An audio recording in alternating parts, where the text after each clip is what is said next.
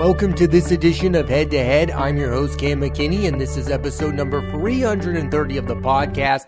And on this episode, I'm talking about Astro pitcher Justin Verlander's postseason pedigree. Justin Verlander is one of, if not the best pitcher of his era. He's won 3 Cy Young Awards and MVP. He's currently got 261 career wins, which is far and away the most for an active pitcher. Now, having said that, Verlander is not having one of his signature seasons. The 41-year-old is currently 4-6 with a 5.20 earned run average, and the big question I've seen many debate, especially on the MLB Network, is if the Houston Astros, who are playoff bound, should include him in their postseason rotation. And while I find the topic to be interesting, I would 1000% give him the ball in a big game just based on his track record. Verlander in the postseason has a career record of 17-12. His 17 wins is second all-time to only Andy Pettitte of the New York Yankees. Verlander's postseason career ERA is 3.58 to go along with 244 strikeouts in the playoffs, the most all-time. And my decision has nothing to do with his less than stellar regular season. I believe in the idea that someone is a big game pitcher. Not to throw him under the bus, but Clayton Kershaw has had better regular seasons than 99.99% of other pitchers, but I wouldn't want him to pitch Game 7 of a World Series, and I have the exact opposite viewpoint on Justin Verlander. As long as he's active, I use him in critical spots because even if I end up losing, I feel good going down with one of the best big game pitchers of all time. Let's compare Verlander to another historically great postseason pitcher, Curt Schilling, who was 41 years old in 2007 with the Red Sox, the exact age Verlander is. Back in 2007, his regular season, I'll give you, was a little better than Verlander's. He went 9-8 with a 3.87 ERA. But my point is, Curt Schilling took his game to the next level during the playoffs. That postseason, Schilling went 3-0. He went 7 innings deep in 2 of his 4 starts. There were games during that playoffs where Curt Schilling looked like the Curt Schilling who won World Series with the Diamondbacks, who won a World Series with the Boston Red Sox, and who went to the World Series with the Philadelphia Phillies. He remained calm, cool, and collective. He felt like a guy you wanted to give the ball to during a big moment, and I think Justin Verlander is still that guy. The only way I'm personally not giving the ball to Justin Verlander in the playoffs is if he's dealing with an injury. That's one thing. But him just having a bad regular season after going through some injury issues, I mean, he's back on the mend. If he's healthy enough to get the ball during a playoff game and the Astros are in a must-win situation, I am perfectly comfortable with them giving Justin Verlander a chance. That doesn't mean he goes into the game and he has to pitch 5 innings.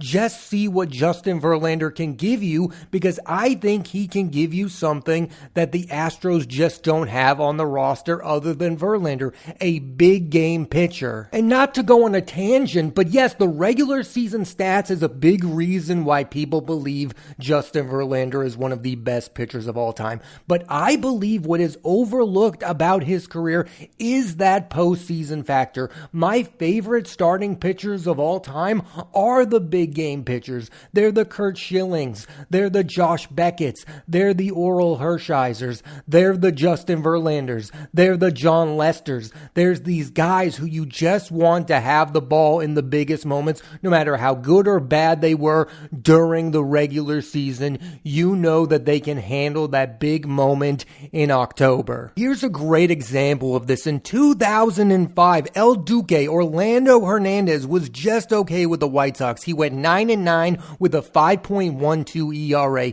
During that postseason, he came in against the Boston Red Sox with the bases loaded and got out of the situation without giving up a run. That's the kind of situation I'm talking talking about. It had nothing to do with El Duque's regular season stats. It had everything to do with his postseason success that he had with the New York Yankees. He was a big game pitcher. You wanted El Duque to get the ball during a big moment. And you can't tell me that that moment didn't go a long way with the Chicago White Sox winning the World Series in 2005. That's the type of momentous moment that can happen when you have a big game pitcher. Track record for me is everything when it comes to the playoffs. It's way more important than what you did this past regular season. Verlander has a history of performing at the highest level in October, and that's a trait you are not going to find in any active Astros pitcher currently on the roster. And I'll take it a step further. There is no chance the Astros can win the World Series without a significant contribution from Justin Verlander. And listen, I get it. Some of you are going to listen to this podcast and go, how can you believe that this guy is just going to find it again? The analytics aren't on your side. The stats aren't on your side. I'm just believing in Justin Verlander because Justin Verlander has given me many reasons to believe in him. And I don't think what I'm asking for is nuts. I'm just asking the Astros to give him one start during the postseason.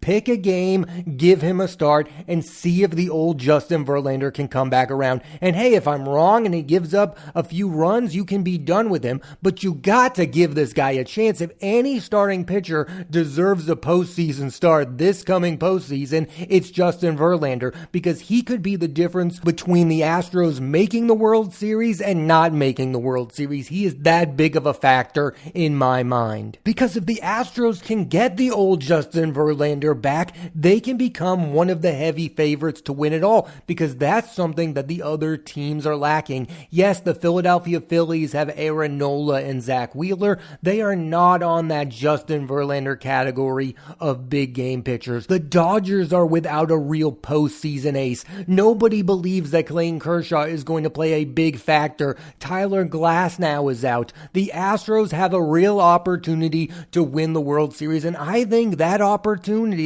like it or not, is in the hands of Justin Verlander. And I know some of you don't, but I have faith in Justin Verlander because I've seen him do it time and time again. Yes, I understand that mortality plays a factor here, that pitchers get older and their regular season starts begin to diminish, but the clutch big game quality doesn't. I've seen it many times. An older pitcher elevates his game and turns back the clock. Chris Carpenter, in his second to last postseason, went 4-0 in the playoffs and helped the St. Louis Cardinals win the World Series. He was fine during the regular season, but he took his game to the next level, and that's what I would bank on Justin Verlander doing for the Houston Astros. And I would at least give him the opportunity, give him the chance to be the old Justin Verlander. I'm not going to lie to you, I also just like the narrative. I think Justin Verlander is somebody who still has something to prove. I know he's accomplished a lot, but I think he has a bad taste in his mouth for what went down with the New York Mets. Now he's back with the Astros. He's at the twilight of his career, and I'm sure he wants to end his career with a third World Series title. Let Justin Verlander be a piece in your postseason puzzle, and then let him walk out the door, because I'm sure he would retire if the Houston Astros went on to win the World Series, and he was a factor in that. Another reason I feel so strongly about the Houston Astros giving Justin Verlander at least one postseason start is because it's not like the Astros have a better option. Framber Valdez is a very good pitcher who is going to get one, but they lost Christian Javier, and I know Hunter Brown and Ronel Blanco have been good this year, but we are talking about a Hall of Famer, and this shouldn't be a big factor, but he is getting paid $22 million this season. It doesn't matter what he did during this regular season. He can earn that money in October.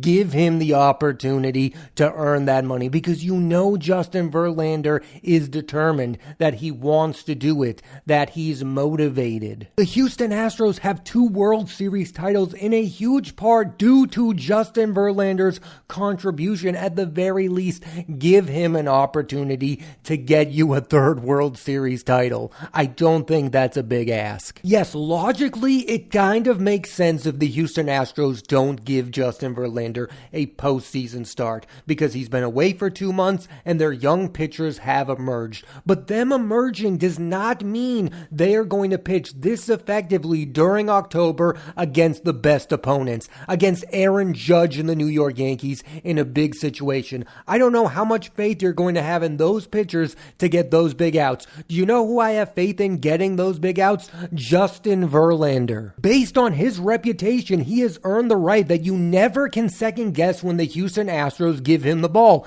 That's the level that Justin Verlander is at. He is still good enough where I believe he can play a big factor in October. And listen, maybe me being a big fan of Justin Verlander is clouding my judgment, but I think this is bigger than my fandom of Justin Verlander. I just believe in a guy being a big pitcher. There are guys in my lifetime who I want to have the ball in the biggest moments, and I've named a few of them, and there are others. Madison Bumgarner, an historically great postseason pitcher, a guy who you want to have the ball in October, no matter how good or bad his regular seasons were. And I'm not telling the Astros to give Justin Verlander a Game 1 start. I'm telling them at some point this postseason, you are going to need to give the ball to Justin Verlander, preferably to start a game, because I still believe in the art of the big game pitcher. Regular season success does not necessarily mean postseason success. Greg Maddux was a great regular season pitcher. He had a mixed postseason.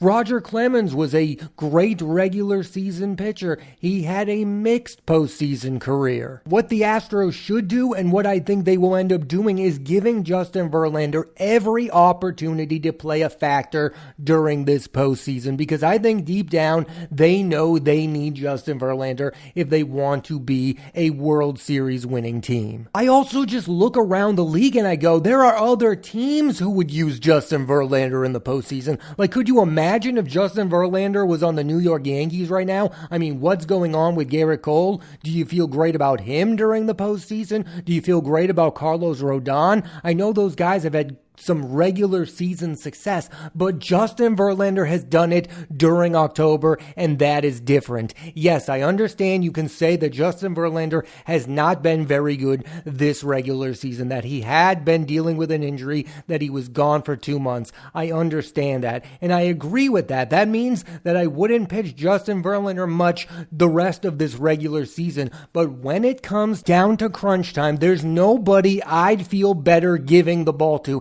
It's like the opposite of Craig Kimbrell. The Baltimore Orioles just released Craig Kimbrell because they thought our season is going to end with this guy blowing the lead in the biggest moments. And the Houston Astros should have the opposite view of Justin Verlander, that the only reason we find success in the playoffs is if this guy finds himself. Now, if the Houston Astros decide that Justin Verlander isn't in the rotation, the big question would be, will they use him out of the bullpen, which he did do in Game 4 of the 2017 Division Series. Although, here's what ESPN broadcaster and former pitcher David Cohn said on Sunday Night Baseball, quote, "He's not a guy that you go to in the bullpen in the postseason. Either he's in the rotation or he's not on the postseason roster." And while I respect this opinion, I strongly disagree with it, because I go back to that El Duque situation in 2005 against the Boston Red Sox. He came out of the bullpen and got 3 straight outs because he is a big game pitcher. It doesn't matter the situation. It's about the big moment. And you want Justin Verlander to have a position where he can get the ball in a big moment to get that massive out or two. There are very few starting pitchers I believe in anymore, but I still strongly believe in Justin Verlander because of his track record, because of his past success, and it really doesn't have to do with the regular season. I'm done with the Cy Youngs. I don't really care about that award anymore. I don't care about who the league leader in strikeout is or ERA. I care about big games, and Justin Verlander has pitched massively successfully in big games. It would be one thing to decide he doesn't deserve a postseason start. It would be a whole nother thing to decide he shouldn't be on the roster. That would be unforgivable, and I don't think the Houston Astros will ultimately make that bad decision. decision. I think Justin Verlander, in one way or another, will be on the Houston Astros postseason roster. And some of you might hate what I'm saying on this podcast because it's all about the eyeball test. And my eyeballs have shown me in the past that the guy who gets the big outs, the guy who's always there when his team finds success, is Justin Verlander. Good things happen in the playoffs when this guy is on the mound. And regular season success or failure is not a good enough reason to not give this guy the ball. I keep going back to Clayton Kershaw. Clayton Kershaw has had regular seasons that are up there with Sandy Koufax. But the difference between Sandy Koufax is that Sandy Koufax was a big game pitcher. No matter the situation, you wanted Sandy Koufax to get the ball for the Dodgers in Game 5, Game 6, or Game 7 of a crucial situation. Now it would be Dodger fans' worst nightmare if Clayton Kershaw was starting Game 7 of the World Series. And that's the reality we live in. Their reputations are why we feel this way about these pitchers. Because of Justin Verlander's reputation of a big game pitcher, I'm willing to give him the benefit of the doubt, and I'm not willing to do the same for Clayton Kershaw. I believe the LA Dodgers can win the World Series without Clayton Kershaw, but I don't believe the Houston Astros can win the World Series without Justin Verlander. And let's simplify this because we all feel differently about batters. I mean, Derek Jeter, his track record for getting big hits during the postseason. I don't care if Derek Jeter had a regular season where he hit 255. I know he is going to elevate his game during the playoffs. The same for Mr. October himself, Reggie Jackson. I don't care if he hit 202 during a regular season. During that big moment with the game on the line, that's the guy you want in the batter's box. We all believe that hitters can be clutch. Well, I believe pitchers can be clutch too, and Justin Verlander has been the clutchest pitcher of his generation. The pitcher I want in the biggest moments of my season, no matter how up or down his regular season was. 2 bad months does not reverse a decade and a half of Justin Verlander being a big game pitcher. Especially in this era where what we're asking of pitchers isn't even that much anymore. I mean, you only have to go, 4 or 5 deep in the postseason, and then you give the ball to the bullpen? I mean, I'm not asking Justin Verlander to go out there and throw a Jack Morris type game where he's going to pitch 10 innings. That's not what I'm expecting or what I want from Justin Verlander. What I want from Justin Verlander, and I have faith in, is that he's going to revert back to his old self, that he is going to elevate his game, that 5 ERA in the regular season becomes a 2 ERA in the postseason. That's the type of thing I would expect from Justin Verlander based on his track record. And my argument for Justin Verlander being on the Astros postseason roster has nothing to do with his great regular season success. You can also factor that in. I also just believe there is a certain type of pitcher who pitches better in the biggest games. I'll bring up this name, John Lackey. John Lackey, for a time period, was a really good regular season pitcher, but he became an even better postseason pitcher. He won World Series with the LA Angels, he won a World Series with the Boston Red Sox, and he won a World Series as a member of the Chicago Cubs. John Lackey was not a great, historically Hall of Fame pitcher, but he's a big game pitcher. Lackey's career ERA in the regular season is 3.92, in the postseason 3.44. These are the type of guys who elevate their games. You just want them on your team. They have a knack for being at their best during the biggest moments. To give you a more modern example, Nathan Eovaldi. Nathan Eovaldi has never been anything really special during the regular season. He's had his ups and downs, but he has been a huge factor in 2 teams winning the World Series, the 2018 Boston Red Sox and last year's Texas Rangers. I don't care if Nathan Eovaldi had a 6.66 ERA next season. If the Texas Rangers make the postseason, Nathan Eovaldi is at some point getting the ball because of his track record. That's what I'm talking about. That's what this is about. As long as Justin Verlander is playing and is on your roster, you should use him, give him a chance to prove himself that he can be that old Justin Verlander, at least during a few moments. I don't think Justin Verlander is ever going to really get it back. I don't think he's ever going to win 20 regular season games ever again. But do I I believe Justin Verlander can be a huge cog in the Houston Astros winning their third World Series title. Absolutely. And I think the Houston Astros know that themselves. That's why I think ultimately he will be on their postseason roster. And if he's not, you know how I feel. I think it would be a massive, massive mistake. You don't bet against Justin Verlander in my lifetime in the biggest games. You don't bet against that guy. Going into October, you need Justin Verlander. Yes, maybe he's proving he's no longer an ace, but he hasn't proven to me that he's no longer a great postseason pitcher. Thanks for listening to this edition of Head to Head. I'm Cam McKinney, and there'll be a new episode of the podcast every Monday on Apple Podcasts and Spotify, so please rate, review, and subscribe.